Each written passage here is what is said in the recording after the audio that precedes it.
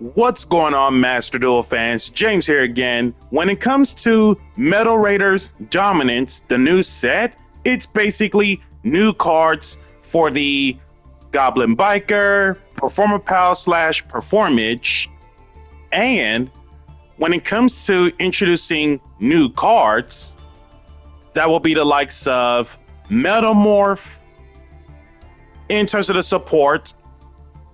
And we also got the two new Dominus traps, Dominus Purge, Dominus Impulse. So we're gonna knock out the traps right away for this. So if your opponent controls something, you can activate this from your hand, for which, by the way, both of these Dominus cards can do. And if you were to use the Dominus traps from your hand, depends on which attributes you are being restricted of throughout the whole course of this entire duel. You have to play certain decks that doesn't conflict with the attributes being listed. So, Dominus Purge, if you were to use it from the hand, you cannot use Dark, Water, and Fire throughout the whole entire duel. Most cases, anything that activates that involves searching in it in terms of deck to hand, negate that effect. Then if you have a trap in your graveyard, kill that card. While Dominus Impulse, on the other hand, any card or effect that involves special summon in it in terms of special summon the monsters, negate that effect. Then if you have a trap card in your graveyard, kill that card. So basically, depends on which Dominus cards you are planning to play. You have to be very careful about the restrictions of their attributes throughout the whole entire course of the duel. To get around that thing, play decks that doesn't have their attributes listed, so that way you have no issues with the Dominus traps. Or if you want to avoid the restriction, you can just also literally outright set the Dominus traps. Otherwise, if for some reason, if it's still in your deck somewhere in terms of multiple copies, you can just literally trap trick the Dominus cards from the get-go. So that way you're always guaranteed to have a trap in the graveyard, aka trap trick, just to make the Dominus cards destruction become live. Now, on a quick note of archetype discussions and or crafting discussions, if anyone recalls throughout the whole entire previous inventory from the deck collection, I originally had one of the decks stored from PvP matches, but unfortunately I decided to myself, you know what, it's time for me to be the bigger duelist than I truly am. I decided to donate one of the top lady decks in terms of the road decks, or even one of the top control decks. I donated the whole entire Labyrinth core, which of course I traded it off for the UR chips, just for the sake of these beautiful Allure Queen support cards. The originals, don't count them because they were from the tickets, but the Chaos Allure, the Palace, Dance, and the Goldens, we're basically testing out the new cards sooner rather than later in the near future. And then I also opted to craft the Magistus Chorozo because it's Magistus' name, so of course, gotta have that in collection. So first things first, on behalf of the Magistus Chorozo, level 4, Spellcaster Fusion Tuner Dark, 1000 attack, 28 butt. Okay, that is way too large for a level 4. Also, I was going to say instant fusible in TCG land specifically, but not on Master Duel because instant fuse in Master Duel still banned, but instant fused in TCG.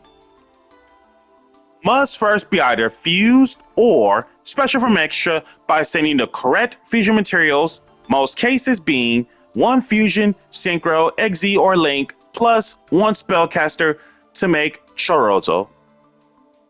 Once per turn, when a monster declares an attack, you can target it, negate the attack, and if you do, this card gains attack equal to that monster's attack until the end of this turn.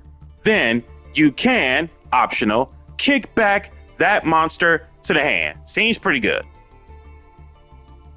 Now, the real star of the show in this episode of Metal Raiders Dominance, Allure Queens. Back in the day, when it comes to Allure Queens, being the levels specifically, back in the day, in order for you to play the game with this deck, you have to rely on the queens literally being relinquished depending on which original level queens that you brought out offering their own leveling mechanic effects. So, first things first, on behalf of the Allure Queen stuff, we're gonna start backwards, as in the indirect cards, and then we will work our way up. Queen's Bodyguard, level 4 Earth Warrior. Hey, Rhoda, 1700 attack and 1200 defense.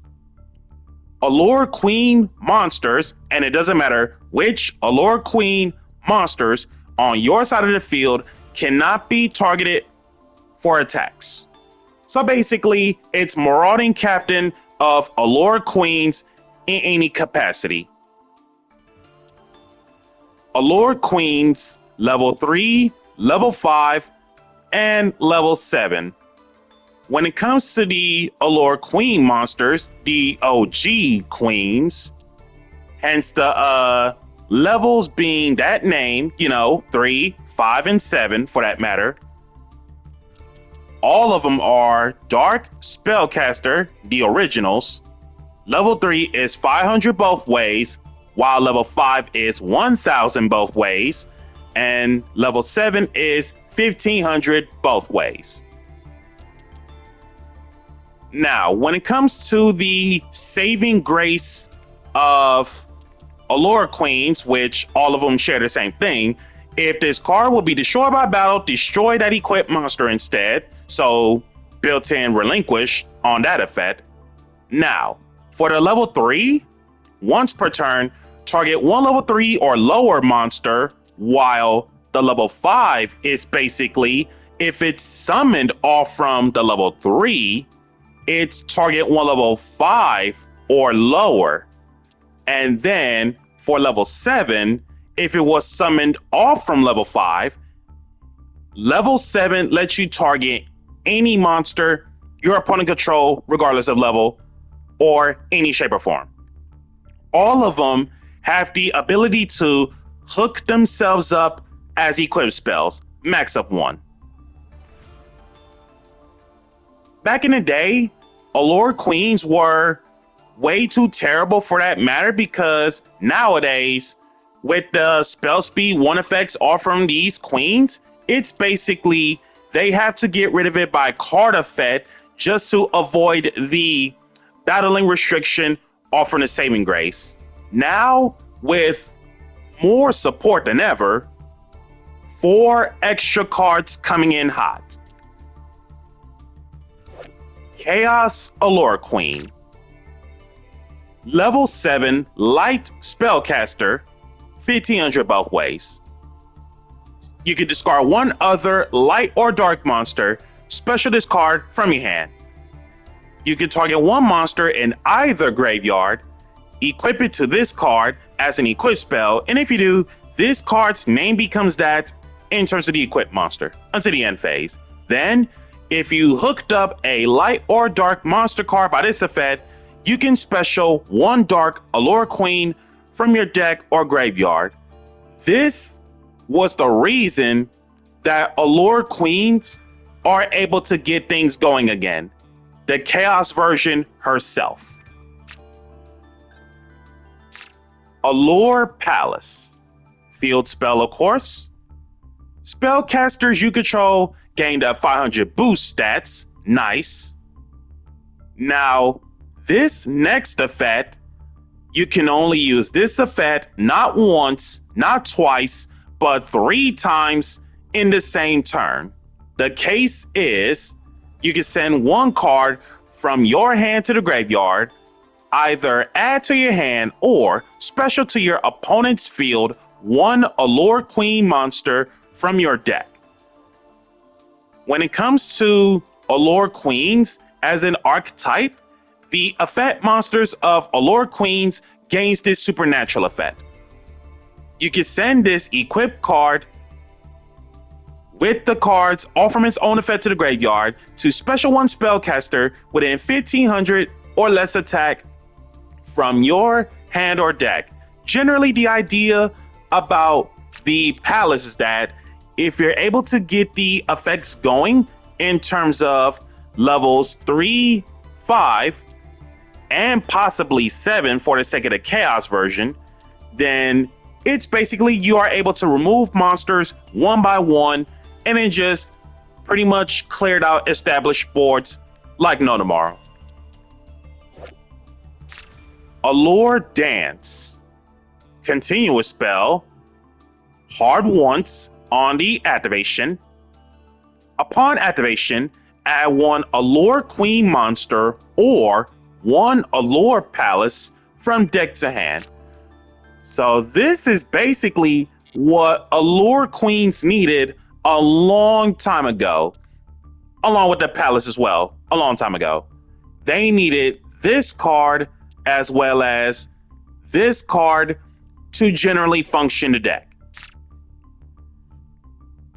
Each Allure Queen monster you control gains attack equal to the attack of the monsters equipped to it by its effect. So basically, the more equips there is, the more stat lineup there is.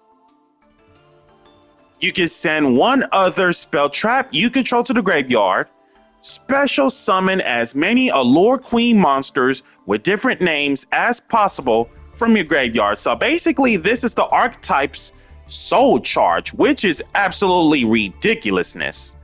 But otherwise, Allure Dance soul charging the Allure Queens within as many different names, you're basically off to the races to either A, OTK your opponent, or B, if you happen to have enough spellcasters in general to be specific, Golden Allure Queen has arrived. Link 3, Dark Spellcaster, 2500 attack with the arrows of middle left, middle right, and bottom middle. 3 spellcasters in general to make her. First chance she gets Link Shoken, you can special one Allure Queen monster from your deck or graveyard, and if you do, this card gains extra 1500 attack until the end of the next turn. You can activate the effects of your monsters with Allure Queen in their original names that equip monsters to themselves as quick effects. Nice. Once per turn, when your opponent activates a card or effect as a quick effect, you can destroy one card on the field. Does not target destroy one, by the way.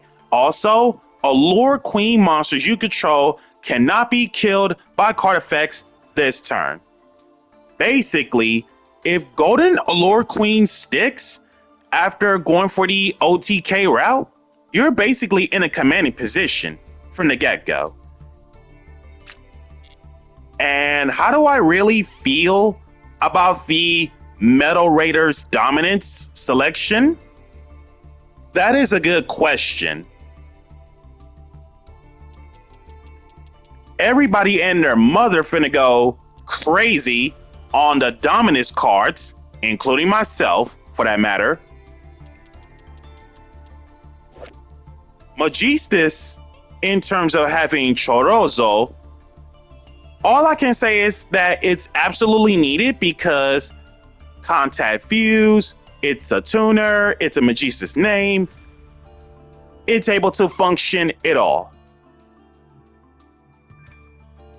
The new Allure Queen stuff in terms of the support, that was way past needed, and it was definitely way past overdue for that matter. And this has been James Polk with the Metal Raiders Dominance in terms of the selection pack. So in most cases, it was the Dominus Traps, the Magistus Chorozo, and the Allure Queen support, all of it covered. And that's pretty much all of the cards I needed out of that shop. Be sure to like, comment, subscribe, and share. Smash the notification bell to keep yourself constantly updated. Also, if you are a brand new Master Duel player or a returning player after one full month of missing gameplay, be sure to use my campaign code in the description below so we can gather the prizes for more future updates. Catch you guys next time.